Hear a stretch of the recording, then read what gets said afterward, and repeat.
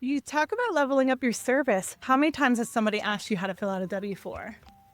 And we always say, I can't help you with that. But why can't we? Why can't I tell you which steps increase your liability and which steps decrease your liability? Welcome back, folks. This is episode 153. We got an amazing guest with us today. But before we get into it, what's good, Walt? What's good, Brian? I'm good over here. Just had a nice, healthy helping of eating. Ooh, okay.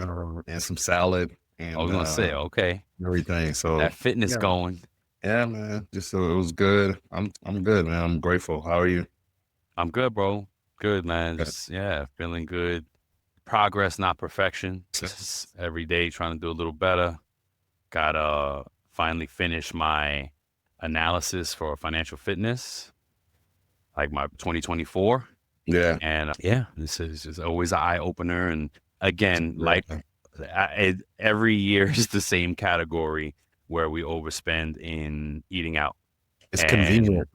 Yeah, exactly. That'll be the number one area to concentrate on. I did find a CFP, a certified financial planner, that really, we had a conversation and it was really good, really like humble dude. And I think he'll be a great help to one of the things he talked about was a budget. And I didn't realize, like he said a budget will take you a year just to get a budget together. A good budget. Yeah. Yeah. I didn't know that. Yeah, I didn't know that at all. I thought getting a budget together was just putting the numbers down and boom, trying to execute. And so I learned something there. And he's take a year to figure out what it should be, and then another year to execute. These things take time, and that doesn't mean the results are in 2 years. It means that you will have successfully built a budget in 2 years. Yeah, that's all it means. I mean, like you said, to your point, progress, not perfection. Yep. Yeah, man. What you got for us today? So look, man, I wanted to talk about this because it's something that is impacting all of us. Yep. So I basically Googled this, and this is the response that Google's AI. Okay. So I basically said, like, how are tariffs? What ways could tariffs impact the payroll industry? This is the response that they gave, right? It said that it can directly impact the payroll industry through increased business costs, potentially leading to reduced hiring, layoffs, and businesses, especially those reliant on international trade and supply chains, may face higher input costs due to tariffs, forcing them to reevaluate their workforce planning and budgets. Additionally, these tariffs can contribute to inflation, potentially increasing the cost of living and requiring payroll professionals to adjust compensation to maintain competitiveness. Yeah, it definitely. Yeah. And unfortunately, I'm hearing real stories about all these things that are impacting companies. A buddy of mine told me about a story about their company, like they do retail, and because of the tariffs, they may lose all the profit that they were projecting on a particular shipment coming from China, because while these tariffs were being made, the shipment was on the water on the way. So when it left, they had in mind profit. That's a certain thing. Is a number we're going to make. Yeah. In the middle of the ocean, Trump says tariffs. Holy crap. It could be a loss in the other way because of that tariff. So this stuff is real, man. And it's impacting folks. That's good stuff. That's a good call out. Yeah. So what do you got for us? Might be old news by the time this posts, but the Paychex completed the acquisition of Paycor. Nice. Yep. Yeah. They're looking, we'll see how that plays out now. I'm interested to see what happens and how they move, right? Because it's literally two different systems that were built two different ways, right? As we know, but business owners, we're not developers, but we're developing software, right? Yeah. We know things can be written in different languages, and it may not be immediately compatible. But when what Pete said, they may use one product for up market, down market. So that made a lot of sense. I was like, okay, cool. So anyway, it's done, and now payroll pros can sit back and watch it play out. Yeah, we'll see what comes forward. I'm excited to see what transpires. Yeah. You want to tell us a little bit about our guest that we have on today? Well, we pay the bills first, as we're talking about systems, right? If you're looking for a more efficient way to manage employee, TimeTrak Go is the solution. And TimeTrak Go turns an ordinary tablet into a state-of-the-art time clock in just minutes. With its mobile app and web portal, employees can clock in from anywhere. But wait, it gets better. TimeTrak Go also automates PTO, simplifies time off requests, the important thing for employees, right? And making life easier for both you and your team, meaning you as the employee and your team and the payroll pro and the HR pros and the managers. So stop wasting time with them outdated systems and get something like TimeTrak Go. Yes, indeed. So look, TimeTrak Go has a special offer for our It's About Payroll listeners. Yes. Right now, they are offering an additional 50%. You heard that right. 50% off your first 2 months. So just head over to www.timetrakgo.com/IAP. That's www.timetrakgo.com/IAP and start that 14-day free trial today and claim this offer. Let's go. Yes, I'm so excited today. We have Laurel Serra, CPP, joining us on this episode is the Director of Education Services at Payroll Org, aka Payo. With a rich background in payroll education, Laurel has been instrumental in shaping learning programs that empower payroll professionals across the industry. Her journey from teaching IRS tax law and fringe benefits to leading educational initiatives at Payroll Org showcases her dedication to the field. Laurel has transformative power in the payroll space. And whether you're new to payroll or a seasoned expert, her perspectives will offer valuable guidance on advancing your career and embracing continuing learning. Welcome to Continuous Learning. Welcome to the show, Laurel Serra. Welcome to the show, Laurel. How you doing? I'm good. How are you guys? Amazing. Honored. Yes, so happy to have you on. Laurel pop up on another podcast, and I was like, wait a minute, they could do podcasts? Because like I don't know, there was the restrictions and this, and I was like, I didn't know that you could do it, and like I hit her up right. I was like, hey, yeah, I'm happy to do it. I'm happy to join and always chat. Listen, anytime someone wants to talk to me about payroll, I know, right? Much to my husband's dismay, Oh my I'm going to talk gosh. about payroll. That's crazy. Yeah, no doubt. I mean, wait, do you come across that in like normal everyday life, like outside of work, or like just like really? Yes, I am that nerd. I am like the person who, so I was at a quinceañera and I was at the bar getting a drink and the guy had just got there late. I was like, what are you running around late for? And he said, I just got here from my other job. I was like, oh, what do you do? He's, I'm a programmer for UKG. wow. Oh my, I think it just finds you. Yeah. It does. I was hiking on top of Grandfather Mountain. That's crazy. And I saw someone walking across the Mile High Bridge and they had this hat on that said work day. And my husband saw it too and he looked at me, he goes, don't do it. Yeah. I can't not. I have to do it. Talking to him and he was in the exact same sales group as my sales guy from when I was at the state college. Oh Wow. my So gosh. he actually knew who I was because I used to do sales calls for them and I used to teach classes at Workday Rising too. Wow. Well, Yep. It just finds there. Finds me. yeah. Well, Everywhere and anywhere. well, then speaking of, tell us, we always start with the origin story. What got you into payroll? And then with the great Jody Parsons says, why did you stay in payroll? It's funny that Jody says that because I always think about where she is and who she works for. Of course, she's amazing. Yep. And I had a conversation with Nick Day previously about it where we always have this idea of I fell into payroll, which gives it this negative connotation. exactly. And we really don't want to do that. Exactly. Like we did make a concerted effort and choice to stay here and to be better at what That's we right. do. And back in the day working at the PEO, I was like, I cannot get out of payroll fast enough. Like I was done. And I remember helping some people there sit for their CPP exam and I was teaching them about garnishments. And I remember thinking like, why would anyone want to put themselves through this? Granted, I was like 21 years old. Fair. I really was not thinking long term.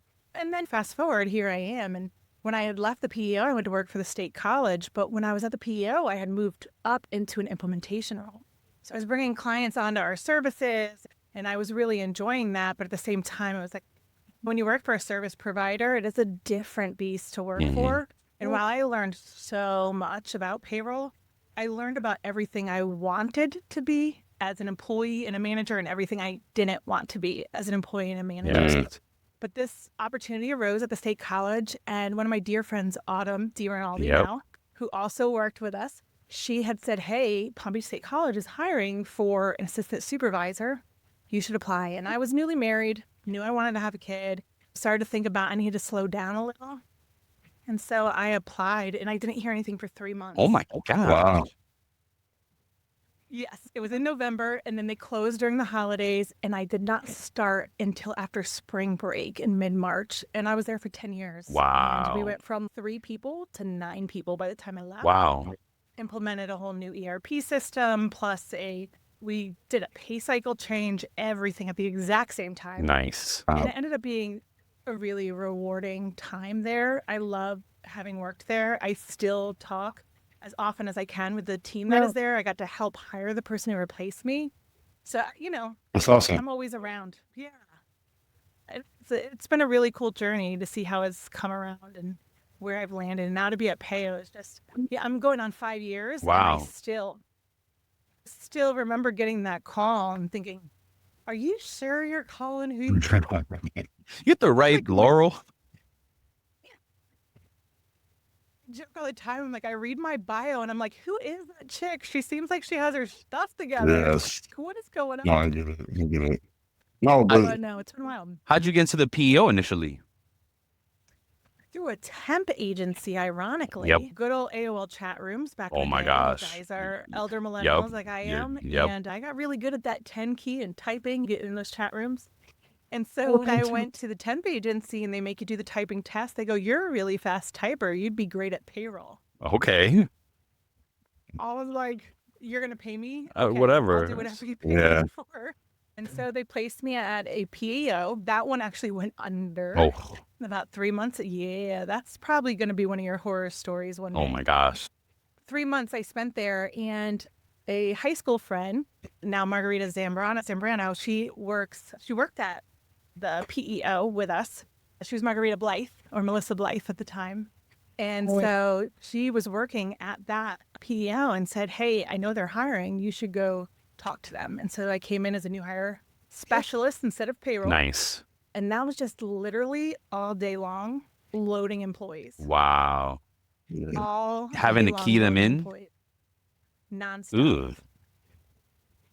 Yeah, it worked out for me because I learned a lot about I-9 compliance, the EEO forms, the W-4, what you can and can't provide. And then from there, I was able to move into the lead garnishment specialist when someone else was promoted, which was amazing. And that was quite the interesting job, doing garnishments for a while. I really actually enjoyed that. There's a lot of background stories you can make up in your head when you're doing garnishments. Oh, that's so all day, funny. every day. Yes, of course. Yeah. Oh gosh. And like, I forget what class it was in, but I was in a class and they were like telling us how many garnishments for one person that they had, how like max that you had to give for one person. I can't say necessarily how many total garnishments, but I think the biggest garnishment I ever saw was over $1 million. Ooh. Yeah. And it had to do with a business that went under. Dang. Husband and wife, divorced. Dang. That whole nine. So I always tell people, you have no idea what a garnishment could be for, whether it's from the IRS or Capital One. You have no idea. They could be for a bankruptcy. Someone was trying to save their house. That's right. Or a child that they wish they had custody of, or you just never know. So, Yeah. until you've walked a mile in someone else's shoes, yeah. you just got to do the best you can. But I learned a lot about how to help people through those things. Because that's crazy. If you find out you're going to have a garnishment and they're leaving you with $174 a week for the IRS. Oh my levy, gosh. Yeah. trying to explain to people who can help them. And that's what when I'm teaching boot camp and we're talking about garnishments, I always tell them, we have this knee-jerk reaction in payroll that we say, talk to your tax accountant or talk to a tax advisor or I can't help you with that. But we can. You can. Yeah. We see those documents all day, every day. That's right. And we're familiar with them. So why can't I point someone in the right direction? Like an IRS levy, the first thing I say is call the taxpayer advocate's office. Nice. There is one in every major area. and they are there to help you. It's a free Amazing. service. It's been eye-opening to see things like that and be able to know how to help people a little more. So a little goes a long way. Yeah, that sounds like leveling up your service that you give. Yeah. You know, it's great. All right. You talk about leveling up your service. How many times has somebody asked you how to fill out a W-4? And we always say, I can't help you with that. But why can't we? Why can't I tell you which steps increase your liability and which steps decrease your liability? I'm not telling you need to file single. That's right. I'm just telling you how these What it's gonna little do. pieces. Yes. Yeah. You know who put that bug in my ear was Gerard Hall. He's the one that was like, stop saying that you can't help your people. Like, we can help. And I was like, you know what, you're right. And, you know, limits, and you got to be careful and kind of, you know, say that like, hey, look, this is going to make it more. This is going to make it less. You got to make a final decision type of thing. Now I use his Excel spreadsheet he put out for the W-4 to help folks when they get into a jam. And they're like, how do I fill this out? I'm like, hold on, let me send you a link. You know, shout out to Jerron. It's funny. One of my friends, she started a new job and she said, I have no idea how to fill this out. What am I doing? Wow. And so I walked her through it, and it was so funny because she ended up at the beginning of the year owing a ton of money. And so when I walked her through the W-4 the next year, she ended up getting a little bit of a refund. Ooh. And so part of what I did was I told her, take what you owed, divide it up over the number of paychecks that you're going to have, and consider adding that as an additional amount just to make sure your basis is covered. And she did end up getting a refund, and she was so thankful. They ended up taking me out to dinner, and I'm always down for a meal. I heard so that. Word. Let's go. For real. Okay. Awesome. All right. So And let's get into the. Go ahead. Hold, just for the listeners, and you can ask the next question. Referencing back to PEO, because Walt and Laurel actually go way back in the day. They started off at that PEO together, so they have history there. I love that part of it. We were young whippersnappers. That's right. We were go purple team. The Oh purple my team. gosh. That was so fun. Lots of stories, but we'll save those for another time. Yeah. It's got to be like a fireside Wow. chat somewhere. Yeah. For Some sure. s'mores. Yeah. Okay. Look, what do you see as one of the biggest knowledge gaps in the payroll industry right now? And how is Payroll Org working to help close those? Oh, that is a good one. I think one of the things that we face the most right now is that people assume that their system or their service provider is doing it right. Yes. Oh my gosh. And if you don't have the knowledge or the skill set to be able to double check, cross those T's and dot those I's, you're going to find yourself in hot water. Yep. I remember going to sit, and I took the Payroll 201 course in Las Vegas to get my CPP exam, CPP certification.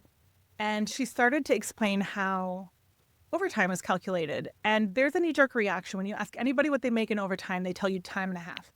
But overtime isn't time and a half. It's the half. That's the premium. Because you're still entitled to your regular Straight pay time. for every hour you work. And I proceeded to argue with the teacher.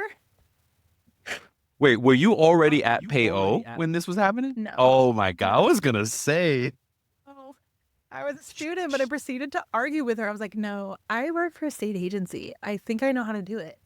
And I went back and I was reading the book, and I remember calling my team going, I think we're doing this wrong, which we were. And we corrected it, and we back paid people and everything. Anywhere we found that we owed anyone money, it was paid Oh, out. wow.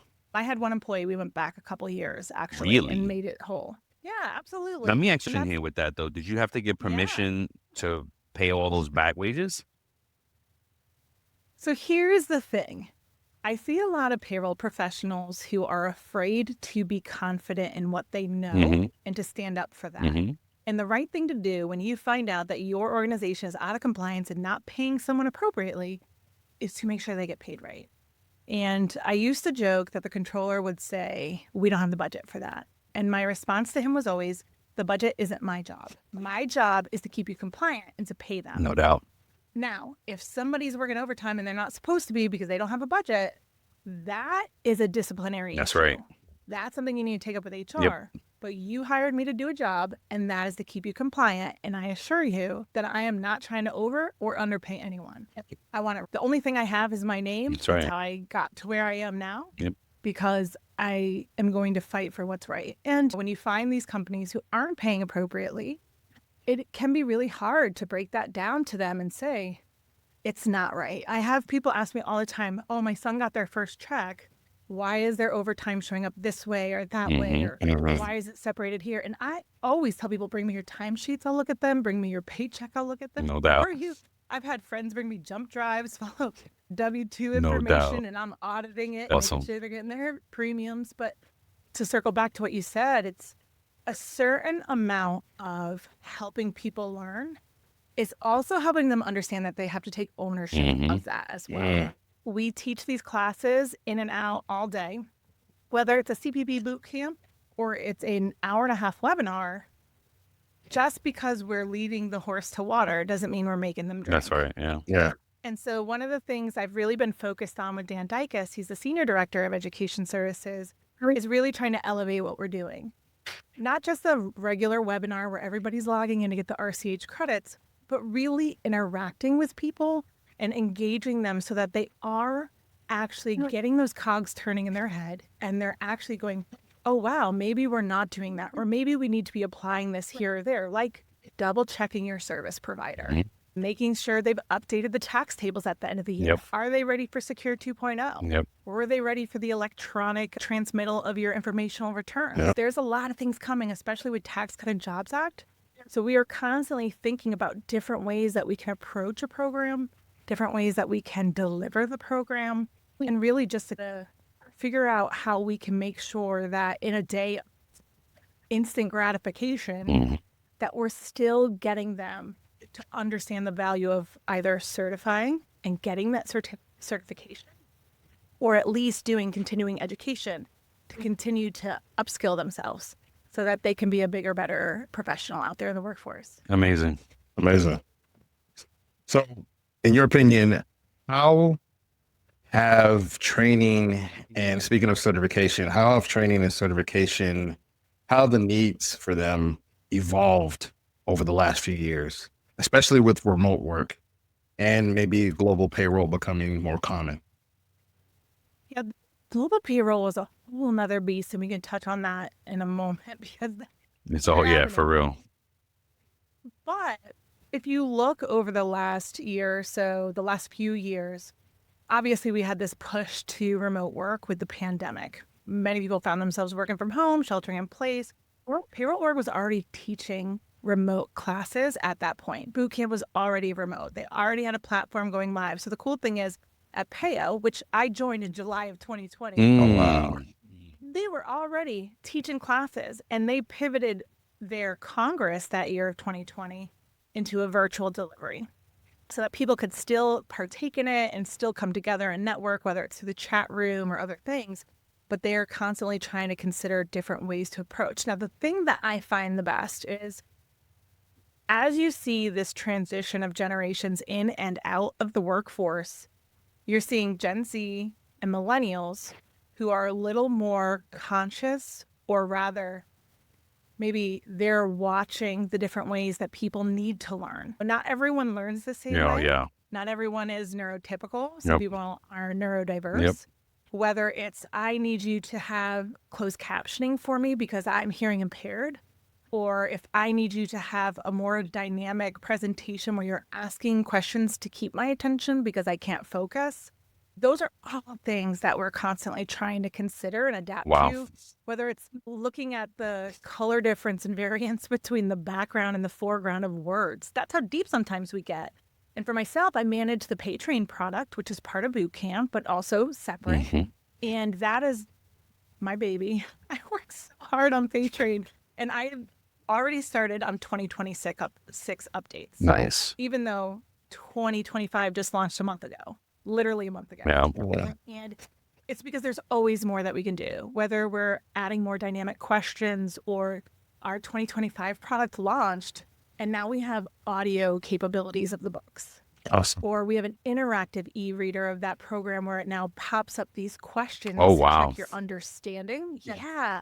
So we have a whole new user interface on Paytrain this year. awesome. I'm so excited. So they're constantly evolving and trying to make sure that we're considering all of these different things. How can we meet someone where they are Mhm. as opposed to getting them to come to us? Mhm. There's always still that big push because certification, sometimes people think in this day and age, I'll just go look it up. Mhm. I can Google it, or I go look at ChatGPT. Employers aren't going to react well when you say, ChatGPT told me this is what we're supposed to do. Yeah. But you're going to be in a better position when you say, I'm a CPP, I'm certified. Yes. I assure you this is what you're supposed to do. I Right. have tested on this knowledge. I know what we're supposed to be doing. So Awesome. No doubt. So, what advice would you give someone new to payroll who's unsure where to start, how to grow? where to start and how to grow? My first question is always to somebody, what kind of experience do you have in general? And I always said, even when I worked at the college, I could teach anyone to do payroll. Yeah. Anyone can do payroll. Anyone can learn it if you have a will and a desire to learn and grow. And although there was a point in time when payroll was this back office solution, we still have to up our game when it comes to customer service and being involved with people because we are a people side of the organization. Even though there's this struggle of HR payroll at times, Mhm. we're still supposed to be working cohesively together. Yep. So we have to understand that dynamic. And if you can face that challenge and understand that, and you have that willingness, you can learn. I've had people in our classes. I had a woman in there who was a single mom going through a program that covered so that she could take the fundamental payroll certification boot camp. Wow. I was blown away. It's amazing. When we start a series of classes like that, our FPC boot camp is 12 classes long, and then CPP is 21. We always start with, who are you? How long have you been in payroll? What industry are you in? What's the thing that scares you the most? And we always get taxes, stock, benefits. And I get everything from 6 months in payroll to 32 years in payroll. Wow. It's always all over the spectrum. And I always tell everybody, there's so many different nuances within payroll that just processing a check, so to speak, is not all it is. Some people are very focused on analytics as far as what our costs are. Where can we have savings? Can we earn interest on deposits? Are there other areas? What about the benefit side of it? Are we offering good benefits to our employees to have high value compensation plans? Or am I doing configuration?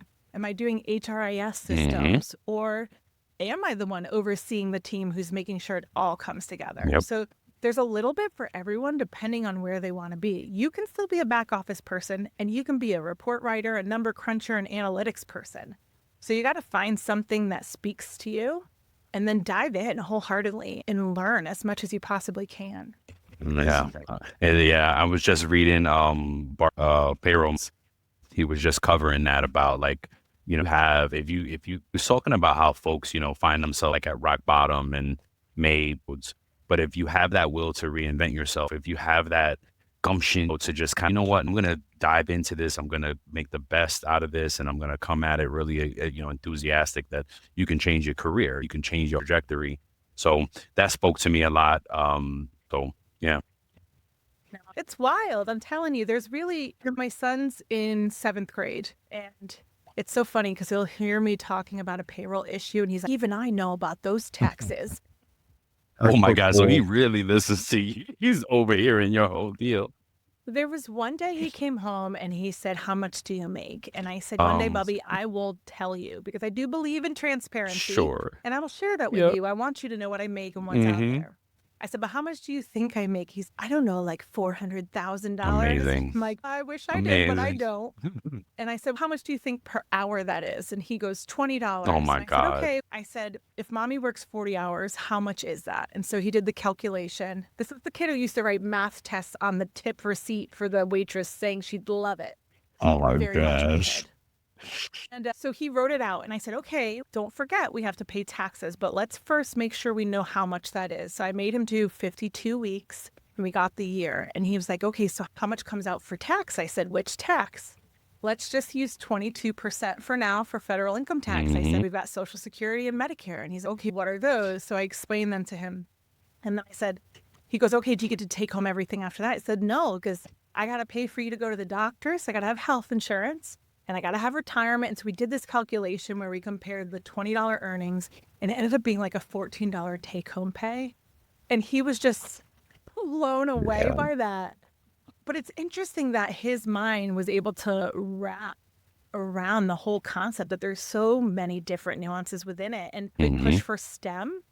It's really important for even that next generation that's moving from high school into college, either to at least understand their pay and what's coming out of it. Yes.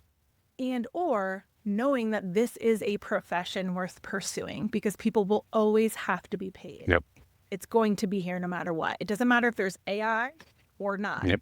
If there's Agreed. AI, then we're going to need engineers who know how to work AI. That's right. Or people who know how to prompt AI. That's right. Or who know how to check it and tell it when it's hallucinating. That's right. That's right. Right. Oh my gosh, that Anita Latink brought that up in one of the posts, and she was talking about it, and she said something about hallucination. I was like, oh my God, I hadn't even thought about that, and that's definitely something that needs to be thought out as we progress into the AI world. And like I rant Dave about this all the time on this show that we will become payroll pilots, right? Like there's no doubt that AI will become a part of our world. I don't know if we'll be still working to see it, but it will be there, right? And it's a game for us for sure. It's funny because a member of our team recently took one of our questions. So part of Payroll Congress right now is we're doing this challenge, this trivia challenge, asking these payroll questions. And they took one of the questions about group term life insurance and they put it into an AI platform and asked it to solve it. And the response was so eloquent and so professional. And then it proceeded to break down how it came up with the calculation. It looked so incredibly official, but it was incredibly wrong. Wow. It even cited the wrong sources. Oh it could my not gosh. comprehend properly, but it seemed so official. If I hadn't known any better, if they'd not known any better, someone would have taken that and just ran with it. So yeah, you got to watch out for that AI. For sure. I mean, at the time, like double check your sources regardless of where they come from, because the state and the federal are the truth and they're going to tell it. They're not hiding info. They want you to have it. So you can always double check it against there. Yeah. Amazing. Nice. Ooh, I have a story. Like your son connected on payroll, right? My little one is 10 years old and she goes to, they have here in Broward that's called BizTown, and the publics go there and they do mock working and this stuff like that. And I was able to go with her and chaperone the trip, and she got the role of CFO. And as they prepared the kids for it, it's two things happened. One, it was very interesting that they boiled the CFO role down to payroll, cutting checks. So when they did that, big screen, all the kids is like movie theater style. She looked at me and was like, payroll. And it was such an amazing moment for me, right, as a payroll, to see my daughter connect with it, because not the kids, right? Like they don't connect to this stuff, and it's hard to get them to connect to it. And now every Friday she's like, Friday, hey, yay. Nice. You got a little cheerleader over there. But if you think back to when we were kids, about the adults in our lives, whether it's a parent or a grandparent, unless they were a nurse, a teacher, or a doctor, did we really grasp and understand what they did for a profession? No. Because I certainly didn't. Not at all, yeah. But I have such a bigger appreciation now for all of those people in my lives who did work hard, especially being on the other side of payroll where we see so much. Yep. What people make, what's coming out, what they want to come out, and what they don't want coming out. So we have access to this information that it really gives a little bit of perspective. And when we worked for the service provider, I worked for Kathy Lively in our compliance and underwriting department. And we were always doing some form of motivational book or something for team building. And there was this program that we did. I want to say it was Gung Ho with Ken Blanchard, and it was all about worthwhile work. And it came from a Native American who would observe all of the different people and animals and what they were doing, whether they were foraging food for the winter they always took joy and pride in what they were doing because they saw the bigger picture. And I'll Yeah. never forget it because it's always given me this perspective of, I need to look at the bigger picture of what I'm doing. Am I cutting a paycheck? Yes. But I'm helping everyone who works for this organization put food on the table for their family, Yeah. have medical coverage for themselves, to be able to go out and live their day-to-day life. And if they don't ever have to speak to me, then I've done a good job. Word. It reminds me of something that Adrian Stowe and I connected on when we had him on, and he said that payroll is life. It is, right? Because one missed pay or one short pay can drastically impact someone's life, and could cause them stress. It could impact them in such a major way that it can throw their whole livelihood off. Yeah. And not only that, it throws their livelihood off and the entire organization out of sync. Yep. If that person is now stressed, they're not performing to where they should be Absolutely. or could be. And if they don't come in because they're upset that they're not going to get paid, that's putting stress on other people in the organization. And it just has this total snowball effect. Yeah. I think that's why so many of us just take it seriously. We always aim for that perfect paycheck, and we know that a lot of times it doesn't happen, but it's all that grace and compassion that we approach it with that helps people understand that we really are trying to make sure that it's good for them.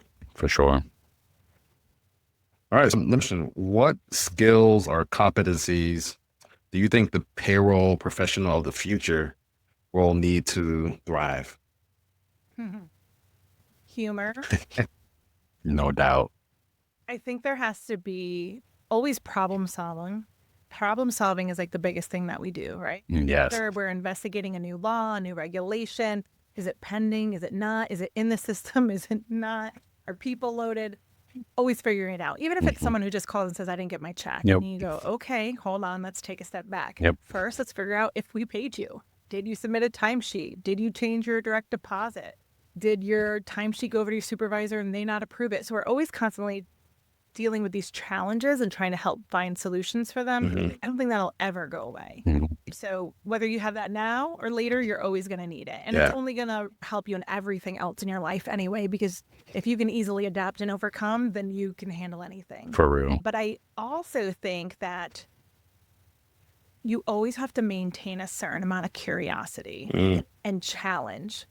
Always challenge what's happening, challenge what's going on, challenge the system. Yes. Challenge that perfect check that came out Yep. to see if it truly is. They used to laugh at me if I was looking for a penny variance because I want to know where that penny variance came from. I need to know where that penny variance came from. And if I know where it came from, why did it happen? Or how can I fix it? And how can we make it better? So if you constantly have that curiosity and that drive to push forward and challenge things, it definitely, one, will show how much you are a strategic partner to an organization, as well as that you're the person they need to watch, that you're going to be the one who's going to be rising to the top because you're constantly pushing the organization to be better and do better. So always have that drive. I love it. I had a control that scared me. My first payroll job.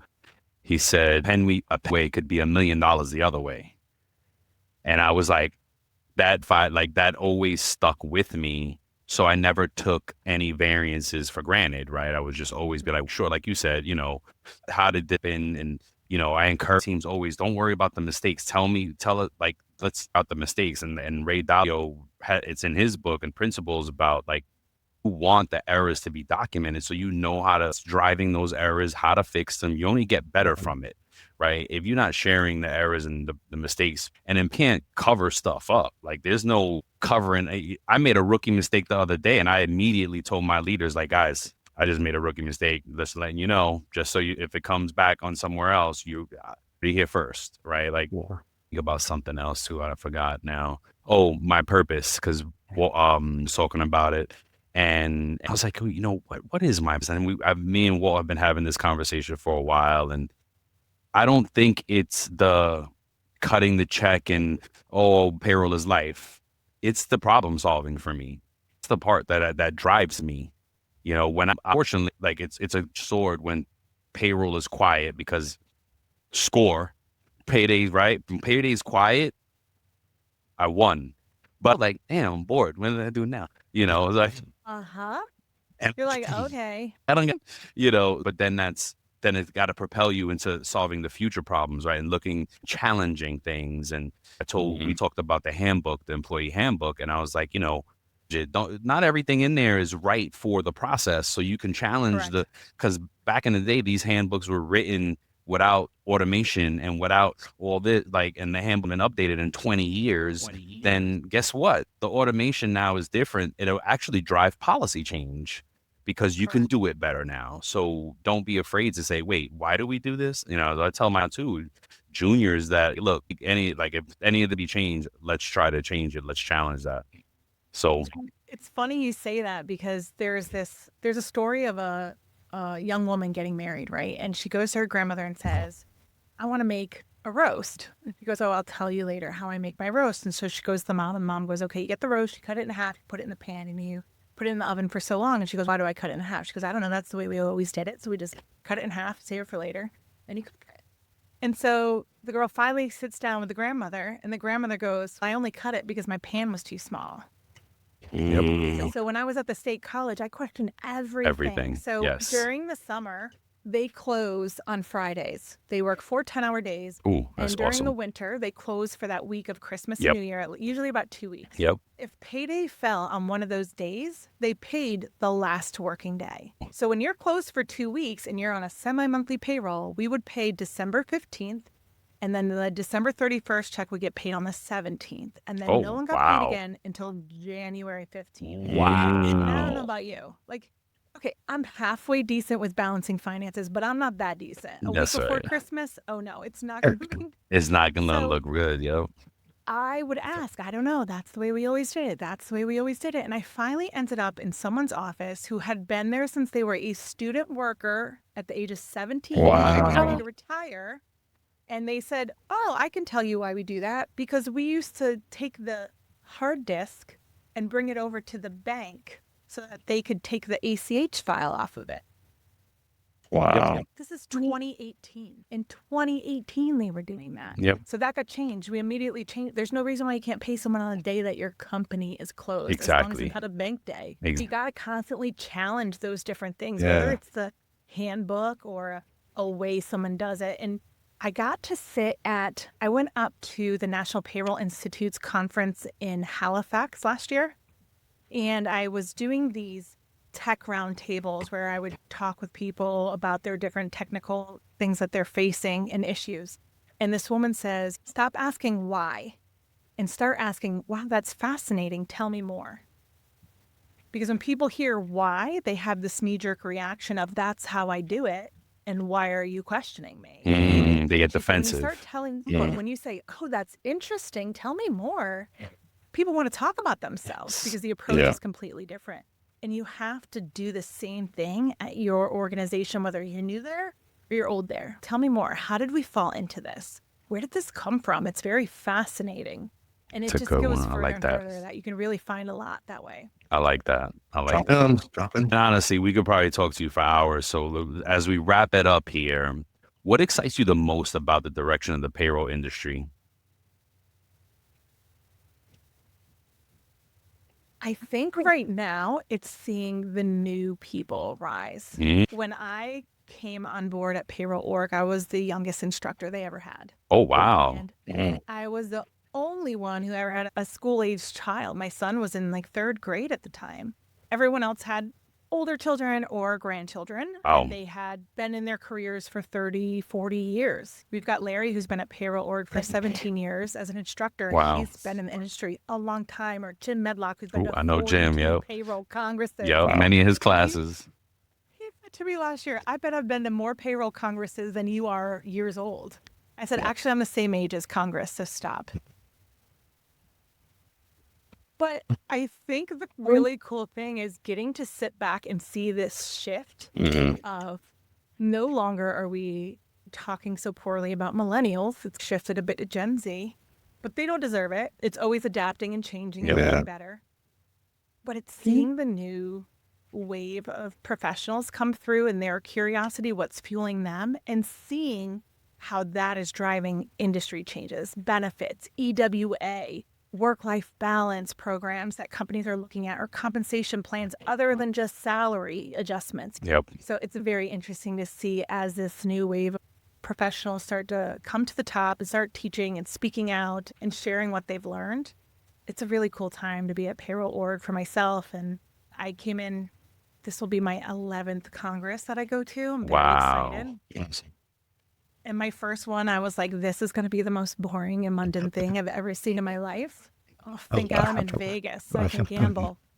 And I didn't gamble a single time. I had the best time. Everyone was incredible. Good. And it really lit a fire under me, seeing how people were so passionate about what we did in this profession. And for me, it really helped me with my career and seeing that there was a path and that this is worthwhile. And to see others get that bug, it's really cool to watch. I'm really excited to see the next 10 years. That's awesome. So any initiatives, courses, events that you want to share for the listeners? Of course, we've got Payroll Congress next month, which is incredible. Very exciting. If you are in Florida, What dates are they? no reason why What's you the should not be going. It is going to be May. I want to make sure I give you right. I always say them wrong. May 13th. I was going to say 12th. May 13th through the 16th. Okay. At the Gaylord in Orlando. Okay. So you should be there if you're in Florida. And what's the website? What's the website that folks could go to? Is it payrollorg.com? You can go to payroll.org or Payroll.org. you can go to payrollcongress.com. Okay. And then at the end of April, we are kicking off our CPP boot camps for the 2025 exam period. They're going to be the last week of April and the first week of May that will start the next 21 segments with the brand new program. So that's going to be incredible. Amazing. Awesome. All right. Well, thanks folks for joining us, and more of Laurel Serra to come. Check her out on Nick Day's podcast as well. Check her out on LinkedIn. She's just a titan of payroll. Yes. So we love you. Peace. Hold on. Don't leave.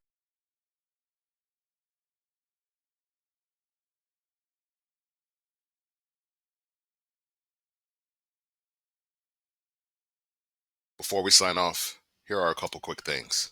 Don't forget to follow It's About Payroll on LinkedIn and It's About Your Paycheck on Facebook and TikTok.